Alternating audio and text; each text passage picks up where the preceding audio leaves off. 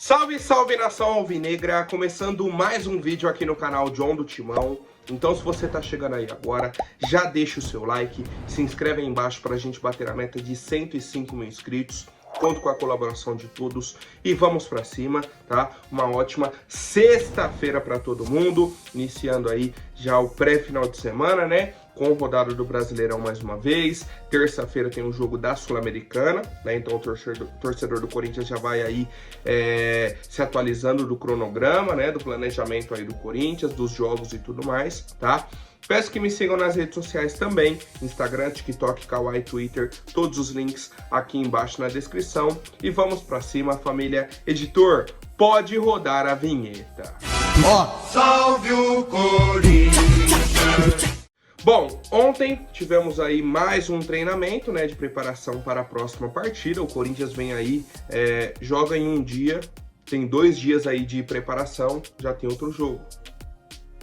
Certo? A gente vem nessa batida aí, nessa semana inteira. Depois do jogo de domingo contra o Galo, segunda e terça com treino, pega o Juventude. Quinta e sexta com treino, no sábado pega o Bragantino. Domingo e segunda com treino, na terça pega o Argentino Júnior. Essa é a sequência do Corinthians. Joga um jogo, 2 dias de preparação, joga outro jogo. E aí agora qual que é a questão? 3 jogos fora de casa. Fomos até Caxias do Sul enfrentar o Juventude. Agora a gente pega o Red Bull Bragantino em Bragança. E temos o Argentino Júnior no estádio Diego Armando Maradona. Tá? A preparação segue o padrão, né? Os jogadores aí que atuaram por mais de 45 minutos fizeram apenas um trabalho regenerativo na parte interna. Os demais, né, fazem ativação física na academia, depois foram a campo, né, e fizeram aí 2 atividades sobre a supervisão do técnico Antônio Oliveira. Primeiro um treino de posse de bola e marcação-pressão em espaço reduzido, e depois um enfrentamento com o Coringa, tá? Então, os jogadores aí que atuaram menos de 45 minutos fizeram essas 2 atividades aí em preparação para o jogo de amanhã, às 6h30 da noite, né, contra a equipe do Red Bull Bragantino, fora de casa, a 3ª rodada do Campeonato Brasileiro. E aí temos uma atualização bem negativa mesmo. O Maicon ontem fez os exames da lesão que ele teve aí no jogo contra o Juventude, né? Ele esteve em campo aí por poucos minutos, 30 minutos só que ele teve aí, ó. Ele entrou no intervalo, né? E aí com 30 do segundo tempo, ele dividiu uma bola, caiu, já ficou no chão, nem levantou, pediu a substituição, colocou a mão no joelho, mas não aparentava ser algo tão grave. Por quê? Porque ele não estava com semblante de dor, estava tranquilo, só pediu a substituição. Às vezes sentiu um desconforto, já não quer forçar. Beleza. Fez o exame e foi constatado que ele rompeu o LCA, que é o ligamento cruzado anterior do joelho. Ou seja, a mesma lesão que teve o Gustavo Mosquito, que teve o Paulinho 2 vezes. É uma lesão de, no mínimo, aí 9 meses. Traduzindo, o Maicon só volta a jogar em 2025. O Maicon está fora da temporada do Corinthians. Vamos debater mais pra frente sobre possibilidades, sobre o que pode mudar, né? Em questão aí de jogadores para o nosso elenco, né? Temos aí para a posição o próprio Paulinho e o Breno Bidon, né? Eu acho que os 2 principais nesse sentido. O Fausto Vera é um cara que vem mais competindo com o Ranieri do que propriamente jogando de segundo volante. Mas é isso. Então, no retorno do Paulinho, né, na hora que o Paulinho consegue engatar aí 2, 3 partidas, o Maicon, que já vinha de uma recuperação de uma lesão muscular, agora tem uma ruptura de um ligamento no joelho, né, uma lesão, como eu disse aí, de aproximadamente 8, 9 meses de recuperação. Obviamente a gente deseja aí boa sorte para o Maicon, uma ótima recuperação, que ele consiga voltar aí da melhor forma possível, mas a gente olha também o lado do clube, que agora tem um jogador fora por tanto tempo. Tá? Então a gente olha os dois lados. Pro atleta a gente deseja uma boa sorte, uma boa recuperação, né? E do lado do clube a gente já tem que olhar a questão do elenco.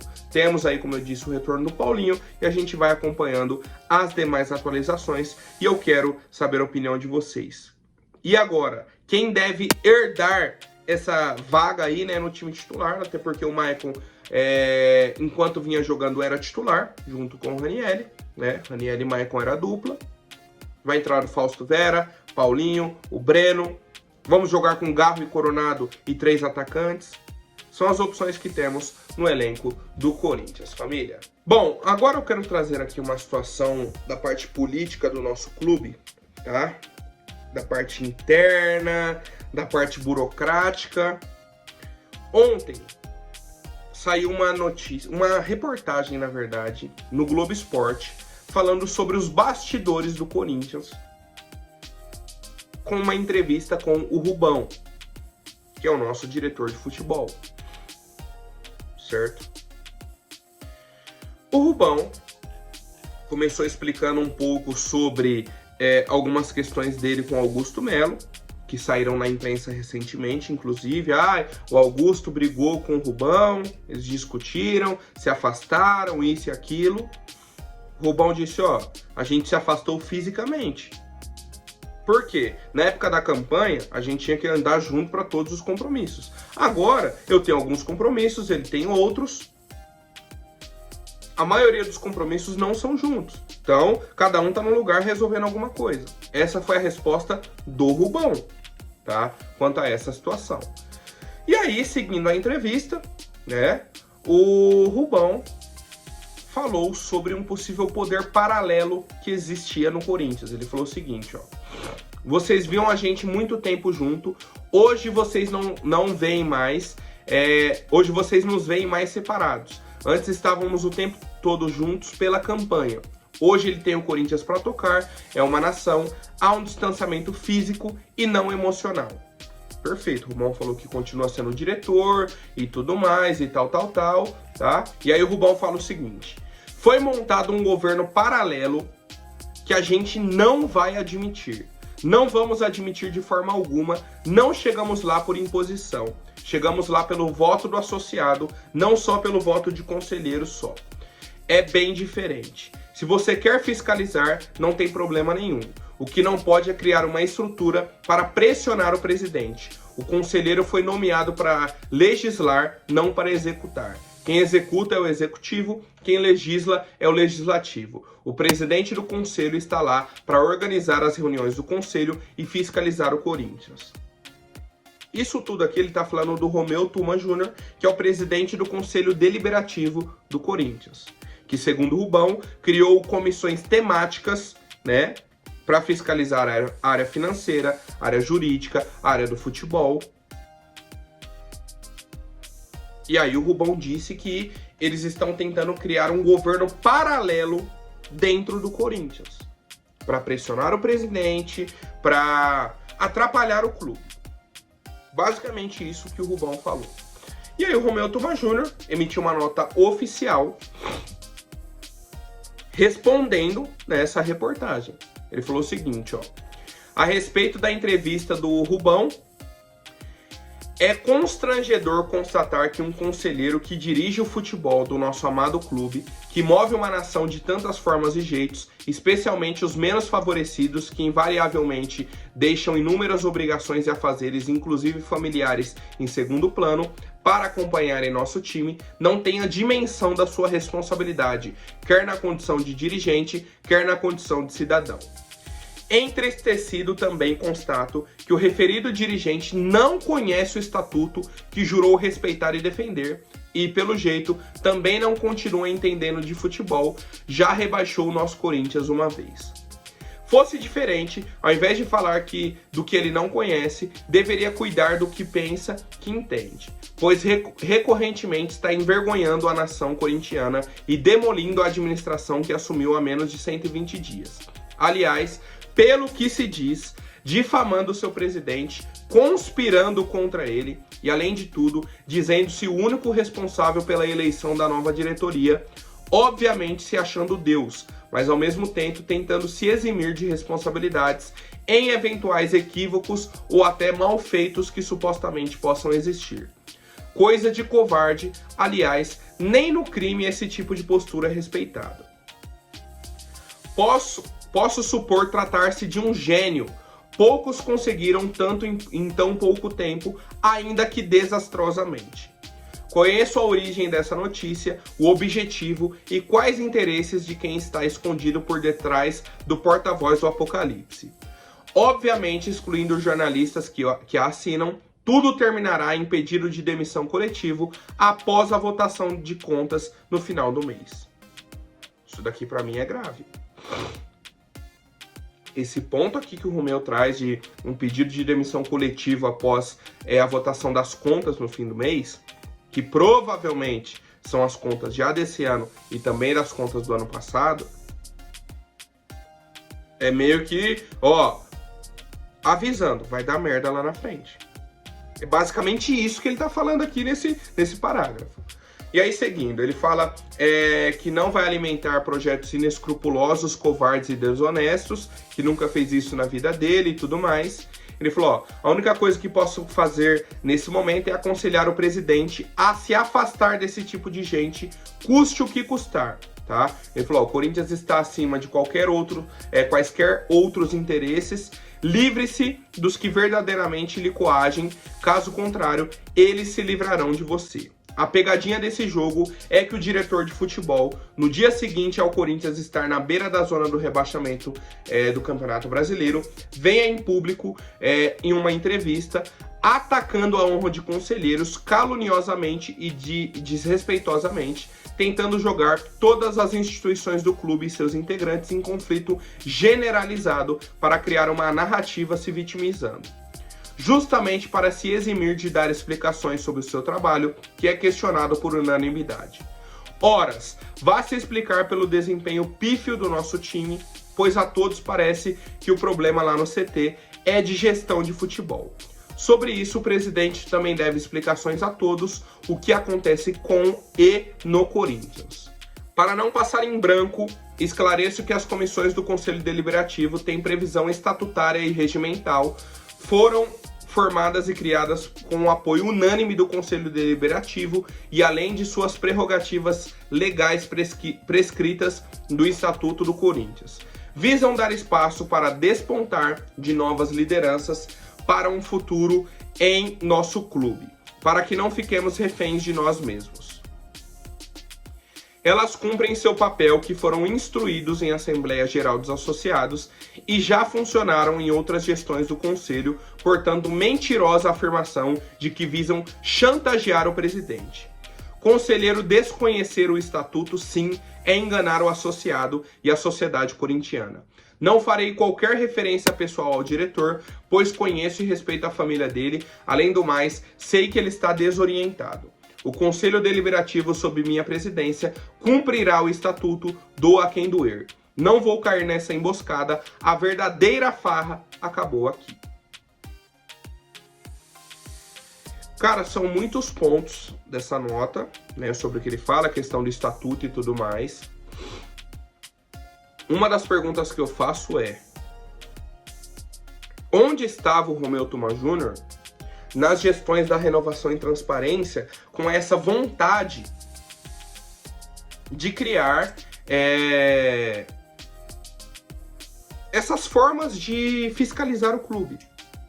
Não estou falando que hoje isso é errado, tem que fiscalizar. Não está errado, tem que fiscalizar o Augusto Melo, o Rubão, tudo que acontece no clube tem que ser fiscalizado. Questão financeira, jurídica, de futebol, tudo. Mas por que isso não era feito em outras gestões também? É a pergunta que eu faço, tá? É a pergunta que eu faço. E aí o Romeu pode chegar e falar, mas a gente não tinha acesso a isso, era outro presidente, que era aliado ao presidente do clube, né? Outro presidente do conselho e outro presidente do clube. A gente não tinha acesso, beleza? Aí, ok. E o Rubão respondeu depois essa própria nota oficial do Romeu. Ele falou, Romeu Tuma Júnior pode espernear o quanto quiser, como fez em nota patética e em papel timbrado do clube, no qual ofende a inteligência alheia ao falar, xingar, brigar e, claro, não conseguir desmentir que existem investidas para a criação do poder paralelo dentro do Corinthians. Tuma Júnior usa uma série de adjetivos apenas para destilar ofensas pessoais contra mim, desviar o foco de suas reais intenções e confessar que conspira nos bastidores para ficar com a diretoria de futebol.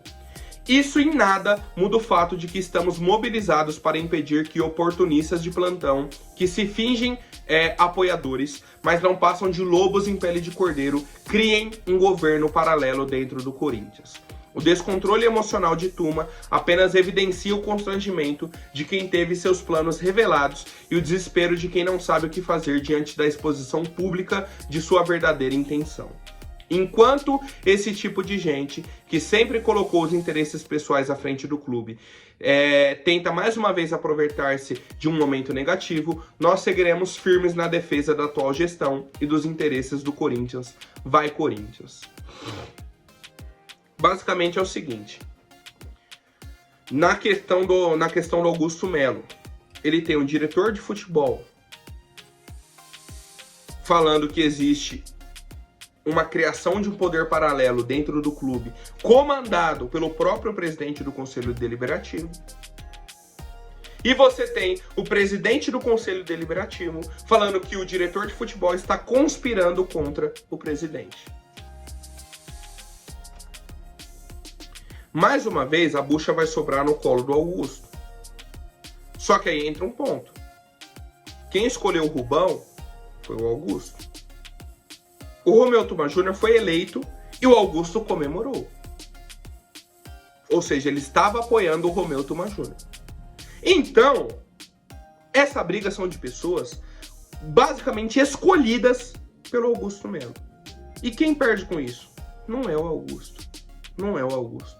Sou eu, sou você, é o torcedor corintiano, é a instituição Esporte Clube Corinthians Paulista. Quem perde com essa briga não é o Romeu, não é o Rubão, é o Corinthians. Enquanto a gente deveria ter um diretor de futebol que estivesse aliado ao presidente do conselho, que as coisas fluíssem em prol do Corinthians, a gente tem um presidente do conselho brigado com o diretor de futebol. E não é uma briguinha, não gosto de você, não, ataques em público, expondo a vida do clube.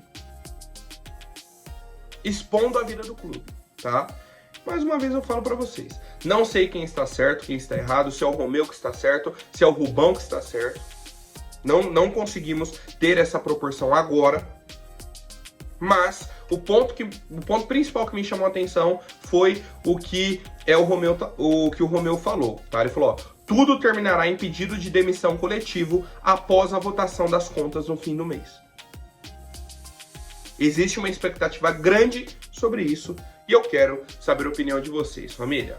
Bom, agora falando sobre o mercado da bola, tá? Recebemos a informação do Capelanes, da Band, certo? De que o nosso goleiro Carlos Miguel recebeu sondagens, não só do Santos, que a gente já comentou há um tempo aqui, né? O Santos demonstrou interesse no Carlos Miguel, queria por empréstimo, mas também da equipe do Cruzeiro, tá? O Cruzeiro vem passando aí por problemas com goleiros, inclusive o Rafael Cabral, que era o goleiro titular até semana passada, já chegou no Grêmio, foi trocado aí pelo Gabriel Grando, tá? Então fizeram uma troca aí por empréstimo, o Cruzeiro recebeu o goleiro Gabriel Grando, e o Cruzeiro está interessado no Carlos Miguel. Só que agora a janela fecha no fim da tarde, tá? O Carlos Miguel, nesse momento, segue no Corinthians. O Corinthians recusou não só a proposta do Santos, como também esse interesse do Cruzeiro. Falou, ó, não estamos interessados em negociar o Carlos Miguel. A questão principal para mim é, o Carlos Miguel tem mercado não só no futebol brasileiro, como no mercado europeu. Ele só não serve para o Corinthians, né? Ele serve para ser titular no Cruzeiro, no Santos, em basicamente todos os clubes aí do futebol brasileiro. Pro Corinthians não serve, né? Bom, família, e a outra novidade de mercado da bola, né, é de que o volante Gabriel Giroto, né, que já jogou no Corinthians aí de 2017 até 2022, saiu do Corinthians, foi pro Internacional, teve uma sequência no Inter. No ano passado aí teve uma lesão séria no joelho direito, fez uma cirurgia, voltou, não engrenou. Nessa temporada fez apenas 2 jogos. E aí, os empresários do atleta entraram em contato com a diretoria do Corinthians oferecendo o jogador. O Inter falou que liberaria por empréstimo ou rescindiria o contrato para ele vir de graça para o Corinthians. E ainda bem que a nossa diretoria recusou o Gabriel. Não serve para o Internacional. Não tem motivos para servir no Corinthians. Certo? Um cara que não vem jogando. É a mesma situação do Mosquito, por exemplo. Que depois que não vinha bem, né, ele já não vinha bem no Internacional, e depois a lesão piorou. É igual o Mosquito. Que eu falei aqui no vídeo de ontem. Depois da lesão do Mosquito, ele não fez um jogo completo bom. Um jogo que você fala, nossa, esse jogo aqui ele foi 100%. Não teve. E a mesma situação no Gabriel. Por que será que o Internacional tá doando o Gabriel? O Internacional é bonzinho com o Corinthians? Não, o Internacional odeia o Corinthians. Se tá liberando o jogador, é porque não tem condições, tá? Então ainda bem que a diretoria nem cogitou. O volante Gabriel segue no Inter, né? Ou pode ir para outro clube. Eu acho que o Atlético Paranaense está de olho também, está negociando. Então que siga aí o rumo do Gabriel. Boa sorte na carreira. O Corinthians segue a própria vida. Certo, família? Por hoje é isso. Amanhã eu volto com mais novidades sobre o nosso Coringão. Até mais, um forte abraço e vai Corinthians!